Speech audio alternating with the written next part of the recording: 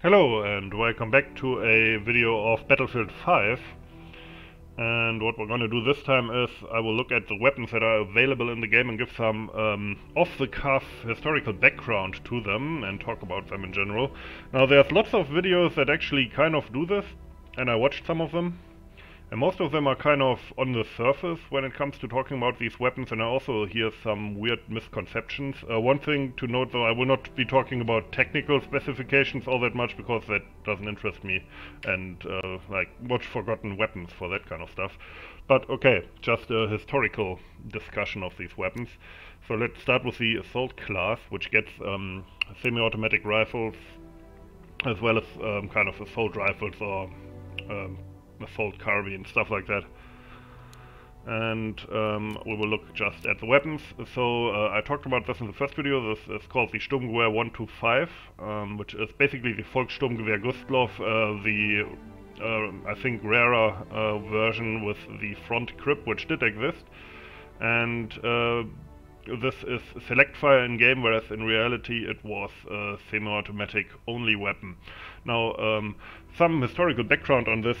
These weapons were made for the so-called Volkssturm, or People's Storm, or People's Assault, which was this kind of last-ditch effort concocted by the Nazis when they noticed that they were losing the war.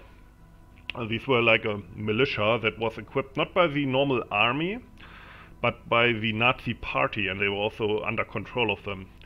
And they usually consisted of young boys or old men, sometimes veterans of the First World War in that case. And they were usually very badly equipped. As I said, they were not in the same supply channel as the normal army. And the different districts of Germany made different Volkssturm weapons, including this one. This one was, I think, mostly used in Eastern Germany. I know there's some pictures of this from the Oder front against the Red Army where this was used. There were others as well, and I think there's videos on YouTube that show some of the others which are less famous, but they made a lot of these, lot of different, I should say, of these last-ditch, very easy to manufacture rifles. However, most Volkssturm units did not use these kind of purpose-made weapons. They were actually the exception rather than the rule. For one thing, some of them didn't get real weapons at all. Some of them just were handed a Panzerfaust to destroy enemy tanks and no weapons at all. In fact, there was a report from, or I don't remember who exactly said it, but some Nazi party official, or maybe it was a military guy, he said that, well, you know, with the Panzerfaust, at least after they shot it, they can still club somebody to death with the, you know, with the spent cartridge. So that's kind of the mindset behind these. And many Volkssturm units simply received captured bolt-action rifles, for example, Italian Carcanos, stuff like that. And in that case they often didn't actually receive enough ammunition to use them. Now interestingly, this is the first weapon you get, and you can also unlock at the end of this, what's it called, this progression system, you can also unlock the Gewehr 125, which as you can see is the same weapon just without the front grip and some difference in skin, which is basically the normal Volkssturmgewehr that we also have in FH2. And from what I can tell, this is semi-automatic only, so it's actually the realistic version of the Volkssturmgewehr. So that's kind of weird, like they reused that asset. Anyway, let's carry on. So the next up is a very famous or commonly seen weapon, the G43, Gewehr 43, a ripoff of the Russian Tokarev SVT-40 rifle. Now, this pops up in video games a lot.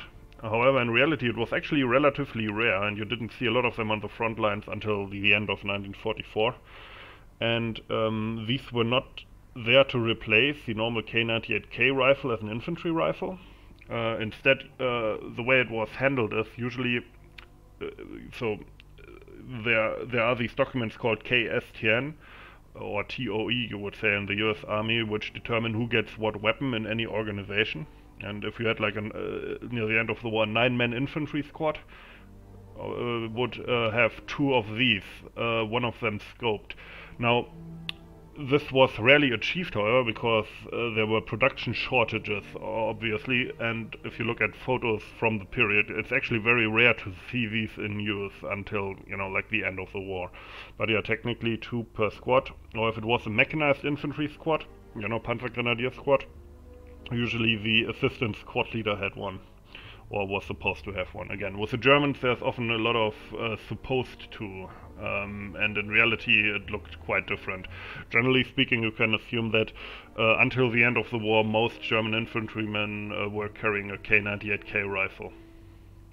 What I find a bit weird is that Battlefield 5 is making this big deal of portraying the war in a way where you start in the beginning and then they add more content, but these weapons here are all extremely late war, like 1943, 1944, 1945 type weapons, so it doesn't really fit. Same with this one, by the way. The M1A1 carbine, which is the paratrooper version of the normal M1 carbine, and I hate that one in game. I don't know, I can't get a kill with this one. It has very low damage. It's the same in FH2, by the way. So yeah, this is the paratrooper's carbine. Now, in many video games, you actually see like if you have American paratroopers, this is the weapon they have, and often, like in Company of Heroes, they just run around with this one. Although in reality, while this was made for paratroopers, actual paratroopers usually use the M1 Garand, and this was still used by officers, assistants to machine gun teams, people like that, radio men maybe, who had kind of secondary combat role and needed more of a self-defense weapon, which is really what this is, a personal defense weapon, an early type of that. Okay, so next up we have this one, which I kind of like in game because it shoots more like a machine pistol. Now, I'm not 100% sure, but I think this is a World War I weapon. I've never heard of this being used in World War II. I think this is one of those World War I weapons where they had like pseudo assault rifles, but used them only on planes. So I think, yeah, that's it. French one, I think. This weapon I also don't know. I assume that it's some kind of experimental semi-automatic conversion of the number 4 Lee Enfield rifle. Maybe a Canadian one. I seem to dimly remember that the Canadians had a project going to adopt the semi-automatic rifle, so maybe that was one of those. Now, if I'm being cynical, I'm gonna assume that they did that so they could share the assets of the normal bolt-action Lee Enfield rifle with the semi-automatic one. But yeah, anyway, that I think wasn't used. Then, of course, the famous STG-44 assault rifle, where everybody knows a lot about it, sometimes wrong. But what is true, of course, is that this is one of the first assault rifles, and certainly the first really successfully adopted assault rifle. Now, one thing I always hear in videos about this is that this was issued to German elite troops, like for example the SS. This is actually not true. I mean, obviously some SS units got it, but this was not supposed to be some kind of special forces weapon or a weapon that was reserved for some kind of elite unit. That's not how it worked. Instead, the Germans basically wanted to re-equip their entire infantry force with this, which was of course impossible within the war. However, what they did do is they introduced the concept of the so-called Sturmzug, or assault platoon. Basically, an assault platoon would be almost completely equipped with this STG-44, the only exceptions being snipers, who still had the K98K rifle, grenadiers, which also had the K98K rifle with a rifle grenade adapter, and of course machine gunners with MG42s. But other than that, the assault platoon was completely equipped with these. And the STG-44 was shipped out to units in batches so that they could equip, a bunch of assault platoons within the division. And by December 1944, and I don't remember the actual numbers, I would have to look them up, I have a book about that, but I don't remember the actual numbers, but by the end of the war, so December 1944 I think it was, little or a bit less than half of all German infantry divisions had 2/3 of their line infantry re-equipped with SDG-44s. So they were actually not that rare by the end of the war. They were in use in quite substantial numbers. Note, when I say line infantry, I mean actual, the actual infantry companies, not the guys manning the infantry guns behind the front line or the mortars or the heavy machine guns. Like the actual line infantry, 2/3 of them were equipped in many divisions. But note, those are line infantry divisions. At that time, usually the new Volksgrenadier divisions, which had very variable quality of manpower, including recruits from like naval units and Luftwaffe units and so on. So not elite units. Yeah, right, so SS units also got some of them, but the bunch of them went to just box standard, relatively bad infantry units. So that's a common misconception that people have, because they think the weapon looks cool, so probably it was used by these badass guys. No. Anyway, so then we have the Selbstlader 1916, which I think was also a German semi-automatic rifle from World War I. I don't think this was used in the trenches, but was also one of those aircraft guns that they used. So yeah, I've never heard of this being in use in World War II. Anyway, so those are the rifles in here. And let's look at the medic class, which I haven't played all that much, just started with that. Okay, let's look at this. This one you start out with the good old Sten gun. This I think is the Sten Mark II model, which was the most produced model of the Sten. I think it has the normal stock. I think the one in FH2 actually has the Canadian made stock for some reason, because many of them were made in Canada. Again, this is very, this is very inappropriate for the time period, because these were not used in the beginning of the war. Instead, they were kind of an answer to the German submachine guns that were encountered in the beginning of the war. Because at this time, when the war started, 1940, early 1941, the British did not have their own submachine guns because they considered it like a gangster weapon. So after they encountered German submachine guns, for one thing they started to buy lots of Thompson submachine guns, which were very expensive, and then they made two of their own. One is which isn't in game, is the Lanchester SMG, which was basically a copy of the German MP28, which is in game. But yeah, it was basically a copy of that, and it was mostly used, I believe, by the Navy actually, and fairly uncommon because it was still relatively expensive. The Sten, however, was extremely inexpensive, and it could be produced in huge numbers. And you can actually see it in game. It looks pretty crude, and that's what it was. Troops often didn't like it because it had some reliability issues. But yeah, anyway, this is the most common version. It was usually carried in infantry unit. It was usually carried by the squad leader. Although they had because it was so cheap, they often had a pool of Sten guns at the battalion headquarters. And if they had to clear like a town, they would just give them out to everybody. So that's quite interesting. What's also interesting is that even though this was a very common weapon in North Africa, which is also in game, it was actually very rarely used. Usually they used the Thompson down there and in the whole Mediterranean theater, because the Thompson used a different cartridge, the .45, and because of that it was easier to resupply if everybody had the same submachine gun. So in the Mediterranean they were usually only used by special forces, like for example paratroopers. In northwestern Europe, however, they were very, very common. So next up we have the Suomi KB-31, which is a Finnish submachine gun that many claim, not without reason, to be the best of World War II. It's nice to see it in here, although I have to say it looks like it has 20 rounds in that magazine. I didn't even know they made a 20-round stick magazine for that. In FH2 we have this as well, and that has a 50-round coffin mag and a 71-round drum, which I think is more correct.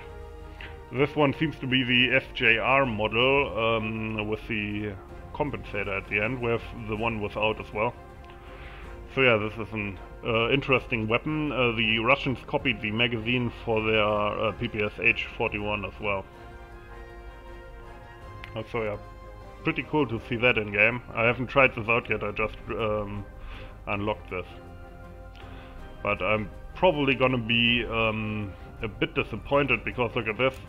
The Sten gun has way more accuracy than this, when it should be the other way around. This was almost as accurate as a rifle. So yeah, it's probably gonna be horrifying. Anyway, the famous MP40 again. This is the weapon that everybody associates with German soldiers in any movie or video game. Now in reality, usually the squad leaders carried this, as well as tank crews, people like that. And it was never issued in bulk like the SDG-44 was later.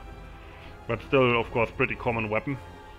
Now, in the beginning of the war, now like 1940, this would actually be relatively uncommon, and they would probably still mostly use the first version, the MP38, which to the non-expert eye is almost indistinguishable from this, but it has some small cosmetic differences, and I wonder actually, maybe they did that, but I wonder why they didn't include that as like a cosmetic options, because you can unlock all kinds of like silly skins for these weapons, like make your weapon golden, which to me looks just tacky.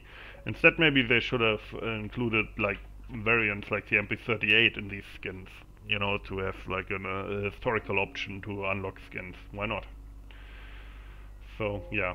By the way, this red area here is made from a substance called bakelite, which is basically like an early plastic material. So next up, of course, we have the MP28. This is a copy of the World War I era MP18, or rather not a copy, that's the wrong word, it's what's the best word? Yeah, it's a further development of it. One of the first, or if not the first, real submachine gun, together with the Beretta 1918, of course. And yeah, there's not much to say about this. Basically, there's these three submachine guns: the MP28, the EMP, and the MP34.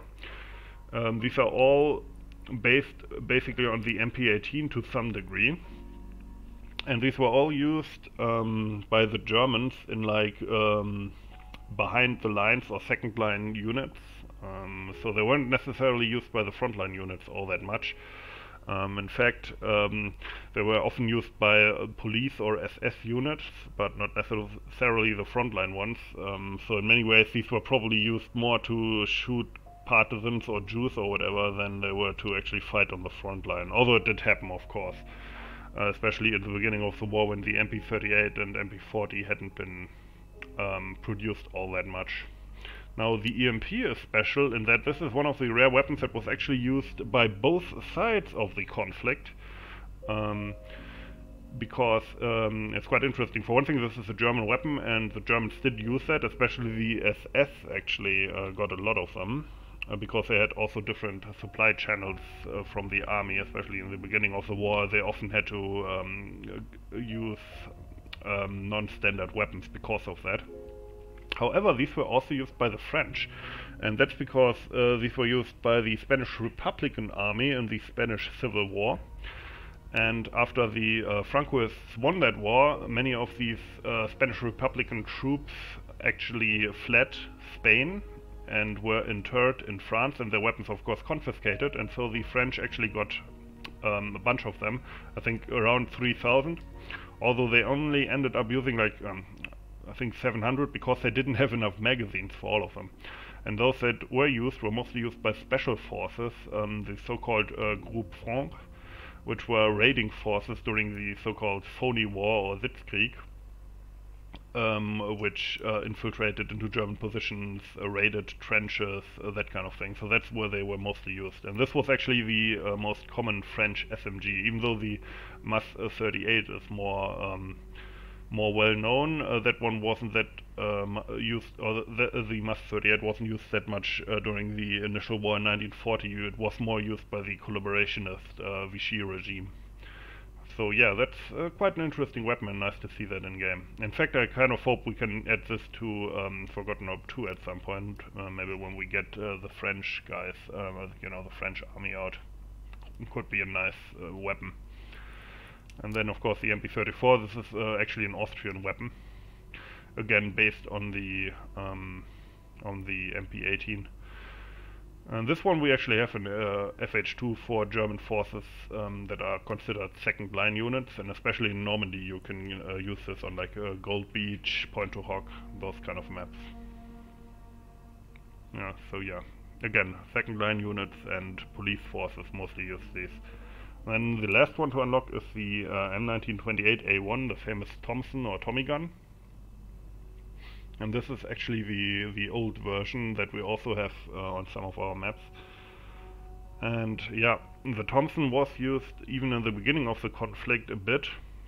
Now, as I said, the British only really started ordering these after the 1940 campaign, when they noticed, oh shit, you know, the submachine guns actually, you know, they actually may be good, useful.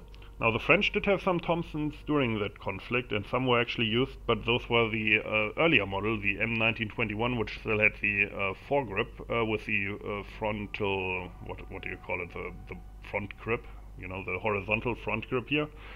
And they also had the really what's it called, the really fast firing rate, I think like 900 RPM, which is not true anymore for this version. But yeah, these were used in the beginning of the war, so it's correct, and they didn't use the normal M1A1 version that you usually see in video games, so that's some nice attention to detail here. Okay, let's look at what's the next. The machine gunner. This is actually the only weapon I'm really good with, so it's probably overpowered. So as I said, this is the KE7, apparently a Swedish gun that was not used in World War II. Does look a bit like the LS-26, but yeah, that's all I can really say about that. So next up we have the MG34, which was the main German light, or well, general machine gun in the beginning of the war. And in fact, this is one of the first general purpose machine guns, which means that if you use it like this, it's a light machine gun for squad support. You can put it on a tripod, and you have a heavy machine gun. You can build it into a vehicle, and you have a vehicle machine gun, and you can even use it theoretically against planes. Although the technology in World War II shifted in such a way that shooting down a plane with one of these was more and more improbable, especially if you consider armored planes like the Russian IL-2. But yeah, I haven't actually tried this out. I think they actually have a similar system to what we have in FH2, where you have to deploy this to shoot, which I find interesting. Rip off. Ah, just kidding, but yeah, I like that they went in a bit different direction, because I always find it silly when people run around with these using them like assault rifles, and it's actually very hard to balance in that case, because if you can use these like an assault rifle, then there's no reason to actually use an assault rifle, because you have a way bigger magazine capacity and stuff like that. So yeah, I like that that they did that. Okay, then there's this shotgun. Shotguns weren't used much in World War II on the front lines, mostly in the Pacific by American forces, especially the US Marine Corps, and then of course like military police, people like that, and maybe Volkssturm had some, and the Groupe France that I mentioned earlier, you know, with the Spanish submachine guns, they also apparently use shotguns from time to time. But generally speaking, not a frontline weapon. Okay, then next up we have the Bren gun, and it's interesting because this is actually the Bren Mark 1, so it's the correct version for the early war. Now in FH2, since the last update, we have two versions of this. One is the Bren Mark 1, this one, and then the Bren Mark 2 with the updated sights. But yeah, this is the correct early version. Very interesting. Now the Bren gun was the main infantry light machine gun that the Brits used. So each section, which is what they called a squad, each section of 10 men got one Bren gun, which was their main fire support, together with the 2-inch mortar. So yeah, pretty good gun. It was based on the ZB-26, which I kind of hope they might add. We have that in Forgotten Hope 2 at least as a German weapon, as the MG-26T, but it's originally a Czech weapon. So that could be a cool thing to add later. So next up we have another British one, the Lewis gun, World War I weapon. It was still kind of in use in World War II. We have it in FH2 as well as a weapon for the LRDG, the Long Range Desert Group, which was like a commando outfit that drove around the desert with jeeps and Chevy trucks that they had modded out with machine guns and sometimes even light anti-aircraft guns. And they drove around Mad Max style and blew up Italian and German airfields and supply dumps and stuff like that. So yeah, pretty cool. I mean, there are desert maps in this, so for that this is perfect. Nice World War I, well, light machine gun. I think this one you don't have to deploy, even though it kind of would make sense, I guess. Okay, then we have the M30 drilling. This is a weird weapon. It has 3 barrels, 2 for shotgun shells and 1 for like a big rifle bullet. I'm pretty sure that will be the case in game as well. These were basically survival weapons for German pilots. So the idea is if you get shot down, you have something to defend yourself, not necessarily against the enemy, but I think mostly against animals. Maybe you could also hunt, like shoot a deer with this. I don't know if these were ever used for their intended purpose. It seems unlikely, and it seems like a weirdly elaborate weapon to just put into a plane, you know, for that eventuality of being shot down. I don't know how many of these were made or if they were ever used as anything, but it's a very cool weapon, and we have it in FH2 as well, of course, as a Easter egg kit. You can pick up a so-called Angry Farmer kit, and you will get this weapon and a pitchfork. So it's like a little joke kit, but yeah, it's actually pretty good in game. Okay, next up, the FG-42, and this is actually the second model of the FG-42 with the wooden stock. This is a paratrooper's rifle, and the idea was to create a rifle for German paratroopers, because the thing is that the Germans pioneered paratrooper tactics, but in many ways they had some flaws in there, and one of them was that they didn't have a rifle that they could jump with. So they had to jump with just their pistol and then pick up their personal weapons from a container. And very often they were dropped too far away from that container, or the container landed in enemy hands, and then they were there with just a pistol and a knife, which actually led to some of them during the Battle of Crete being lynched by local civilians, which is very embarrassing, a very embarrassing way to die for like an elite paratrooper. So this was supposed to be a kind of a jack-of-all-trade kind of weapon, you know, or as we say in German, an egg-laying wool milk sow. So something that was supposed to be able to be used as a submachine gun in close quarter in like fully automatic mode, as a semi-automatic rifle from the shoulder, and from a bipod in fully automatic mode as a light machine gun type weapon. Had a 20-round magazine. Although apparently 10 rounds were also made, and it accepted a scope as well. These were never all that common, and the thing is that these were basically kind of assault rifles or battle rifles, and when the SDG-44 with the new 8mm Kurz round came around, these were kind of, don't want to say obsolete, but it was easier to produce more SDG-44s. So it's kind of a dead end, but of course they have a certain fascination, and they look really slick and cool and even a bit futuristic. Yeah, I've never been able to find out how exactly they were used in terms of organization. There's some indication that they were actually used in the same way as an SDG-44, so some units were just completely equipped with them to make up like an assault unit. I know that in Normandy there was one unit that was equipped with them, where, you know, like the squads had, I think, like 3 of them, one of them scoped, and then a flamethrower, and a normal MG42 as a light machine gun.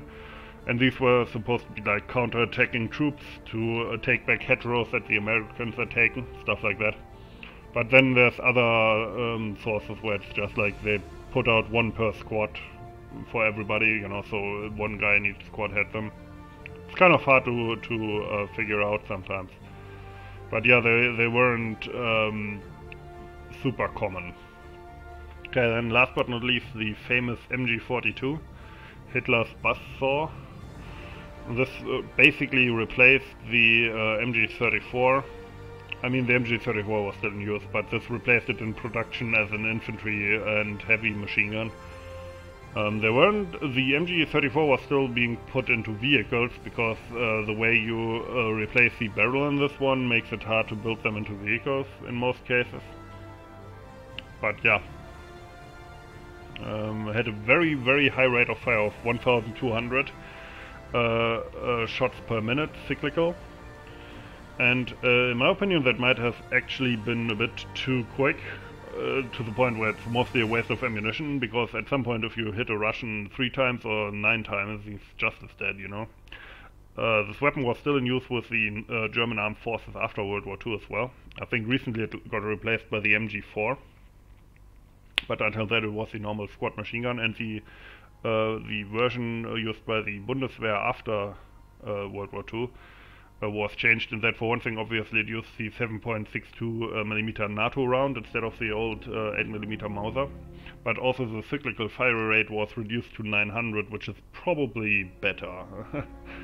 That being said, it can't be denied that this weapon, due to the high firing rate, and it has this very distinctive sound of almost like a ripping sheet of paper where you can't tell apart the single shots and stuff, it can't be denied that that had a kind of psychological effect that actually might have added to the suppression factor, because if you hear that one shooting, you go down, even if you don't get hit, if you catch my drift. So maybe there was something to that rate of fire, but probably it was more of a waste of ammo. But yeah, can't wait to maybe unlock this in a few months, because I don't have the time to play all that much right now. So then the sniper, which I haven't played at all, so I haven't unlocked anything here. Starter for that one is the good old Lee Enfield No. 4. And this is actually also wrong for the time period, believe it or not, because in the beginning of the war in 1940 they still used the SMLE of World War I fame. This one was technically introduced in 1939, but frontline use started way later, with the exception of the Canadians. So yeah, these are mostly something that you would see in 1943, 1944 onward. But yeah, not much to say about this one. It's a bolt-action rifle. It has an unusually big magazine of 10 rounds.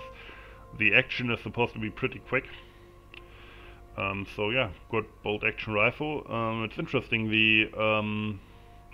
now this was the standard rifle of the British infantry, and they never attempted to really introduce a semi-automatic rifle or even an assault rifle during the war.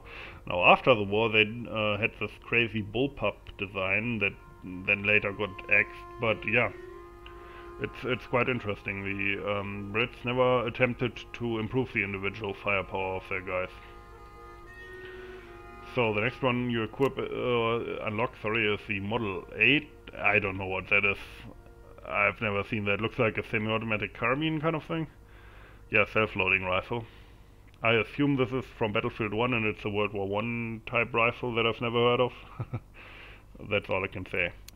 Gewehr 9530 is, I think, a modernized version of the Mannlicher rifle that the Austrians used in World War I. Many of these were used by the Germans.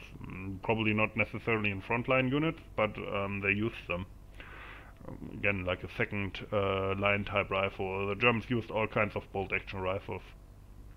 Don't know what this is chambered in, especially if it's chambered in 8mm Mauser. I'm pretty sure they used a bunch of them. I think it's a straight pull rifle, so instead of clack clack, you just pull it back. So that probably makes it a bit quicker in game, I'm gonna assume. Next up, okay, this is the ZH-29. Now I believe this was used kind of in World War II. Now this is a Czech interwar design of a semi-automatic rifle. And I think these got exported to China, to like Chinese warlords, and so they were used there against the communists as well as the Japanese. I don't know in how big of a number though. Now the thing is this, I don't remember where I read this, but I seem to recall that Germany also used this in some capacity on the Eastern Front. I don't know how many, or where, or which unit, or blah blah blah, but I think they might have used them. They certainly had access to them due to occupying Czechoslovakia, so maybe. So then next up we have the Krag Jørgensen. I don't know much about this, but I think this was the Norwegian service rifle, so it's interesting to see that. Probably also used by the Germans, especially in the occupation of Norway.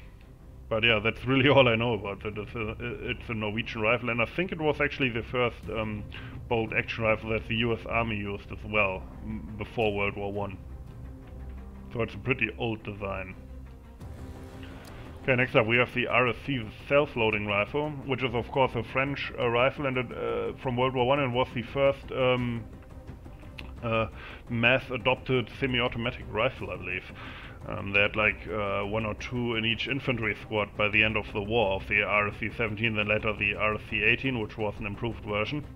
Now, interestingly, these were sometimes still issued in World War II in 1940 out of desperation when things went sour, and they were especially used to issued to snipers. So this is actually kind of accurate here. However, from what I have been told by our expert for French weapons internally, they were almost all, if not all, converted to not be semi-automatic anymore, so you would have to cycle the bolt by hand. So in that case, this is historically inaccurate, I'm afraid. But yeah, that would have been a nice detail if you could use this as a bolt action instead. But yeah, another very unusual rifle for World War II. And then the last one to unlock is probably the most common of them all. Well, except maybe the Lee-Enfield, I guess. Probably there were more Lee-Enfields. But yeah, this is the K98K, the standard German infantry rifle, which was used throughout the war and was the most common rifle issued by the Germans. 5-round magazine, bolt action rifle, really not much to say about it. And yeah, it was also used as a sniper rifle, although I don't think this kind of scope was used on it. Looks like a weird swept back design. There had two scopes for it, a 6x scope. I think the 4x scope wasn't used on this, it was used on the G43. And the most common sniping rifle that the Germans actually used had the 1.5x scope, the ZF41. Which was more like an ACOG scope or even a red dot sight. And I wonder why they don't have that in game and instead use these kind of fantasy sights, because that could have been cool. But yeah, that was actually the most commonly produced German sniper rifle, but people hated it because it wasn't a proper sniper rifle, because it had a 1.5 magnification only. So yeah, many were apparently just ditched and not used at all. But yeah, could have been a nice detail here. Then again, I haven't unlocked anything here, so maybe that scope exists, who knows. So I'm not going to talk about tanks and stuff now, because this is getting kind of long. But yeah, that was my historical review of the infantry weapons in this. Hope you enjoyed it. As always, thanks for watching and have a nice day.